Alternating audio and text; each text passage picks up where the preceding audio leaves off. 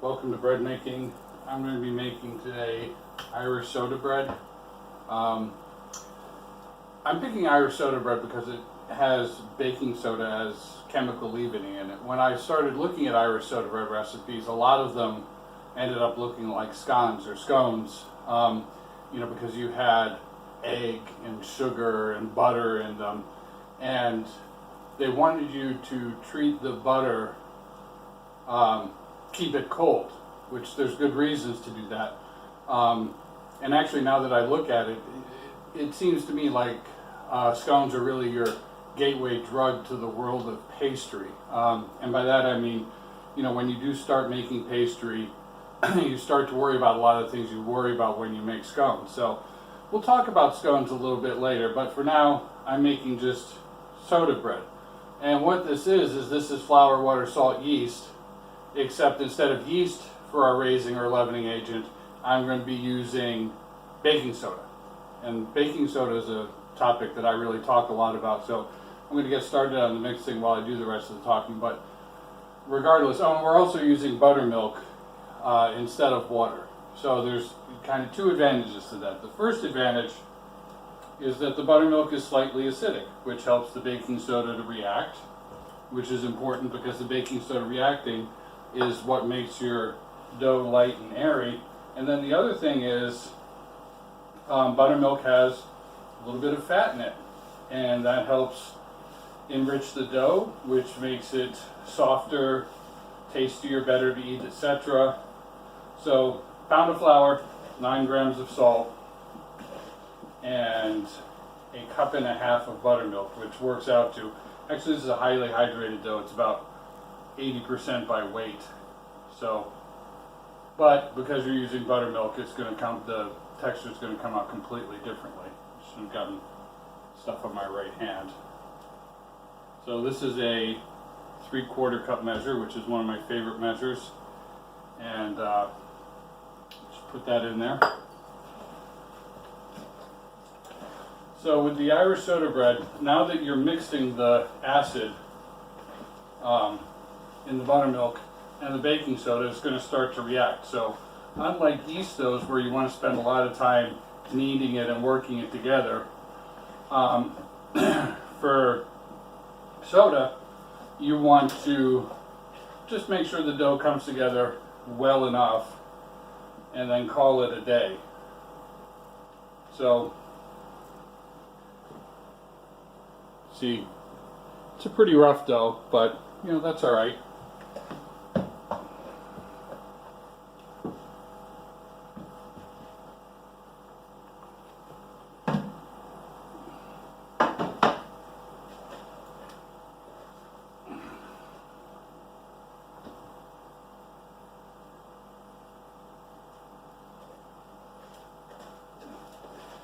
So, sorry, I'm concentrating on getting the dough out here and probably not talking as much as I should, but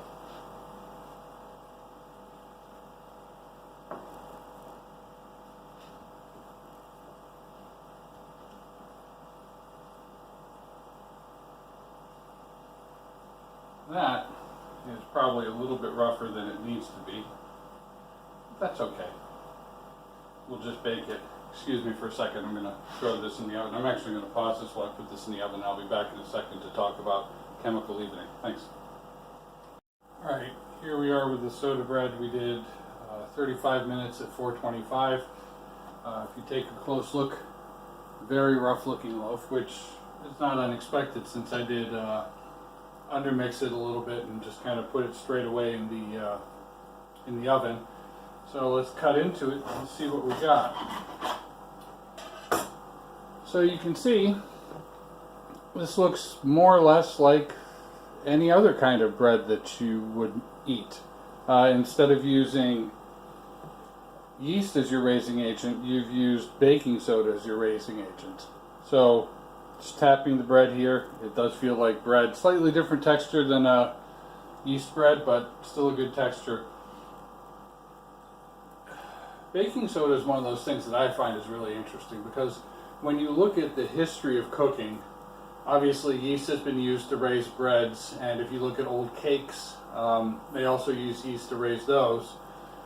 But it's not until 1790 the first patent in the United States was issued for what's called pearl ash, which is potassium carbonate, which basically reacts with acid to create carbon dioxide. So it's a substitute for yeast in the sense that it provides another way to raise your bread or whatever you're cooking. Mostly we use it. So potassium carbonate, and then the next development, so that was 1790 where it was patented. 1796, Amelia Simmons' American Cookery, which is the first cookbook that was actually written and published in America and has such exotic at the time ingredients like pumpkin and cornmeal. So that's Amelia Simmons' American Cookery, 1796. She also uses pearl ash, which is the first commercial cookbook to talk about pearl ash. It's been known before then, but never used commercially. So then in the 1830s, you switch from using pearl ash, which is potassium carbonate, to baking soda, which is sodium bicarbonate, but it's the same idea. It reacts with an acid to produce carbon dioxide, which replaces yeast as the raising agent. So when you see cookies and various things that use baking soda, you'll see they'll use a lot of lemon juice, citric acid, there's your acid, vinegar, buttermilk. All of these are acidic compounds, and the acidic compounds will react with your raising agent, whether it's pearl ash, which you actually could buy if you really wanted to, or sodium bicarbonate baking soda, which presumably you have in your kitchen. And you can raise without having to fool around with yeast. And the advantage is that when you're using heavily enriched doughs, like your typical cookie, you don't have to worry about killing your yeast off. With yeast, it has a limited range that it will survive in. And if you start putting in too much salt, too much butter, too much fat, too much sugar, you will kill off your yeast. So that's one of the things that really helps cookies come about, is when you have these chemical raising agents. As you see here, you can just straight up substitute yeast in a bread and make it. And then the last development along the lines of baking soda is what we call baking powder.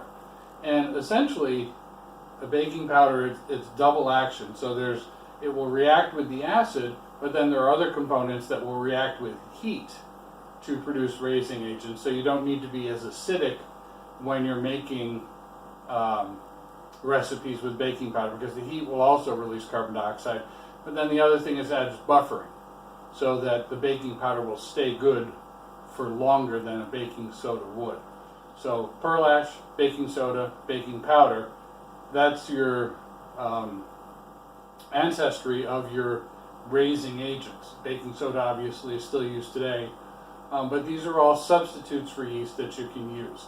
In addition to that, for raising, you can also use vaporizing butter, which is, if you've ever had pastry with the flaky layers, they put, dough or flour and then butter and then flour and then butter. And then the butter vaporizes, and that's what gives you your flaky layers in a pastry. And when we talk about scones, you'll see how they're, as I call them, the gateway drug to pastry. And then the other thing is egg whites.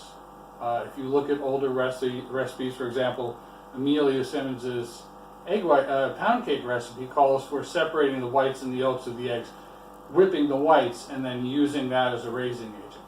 You can make pound cake with just kind of straight up eggs and not worry about it. It won't rise as much, or you can throw a little baking soda in, or if you're feeling old school, you can whip up your egg whites to use that to help give your dough some raise. So anyway, that's raising agents. This is a bread made with a different raising agent. Looks exactly like any other bread that you will try. Probably tastes just the same. And thanks for watching.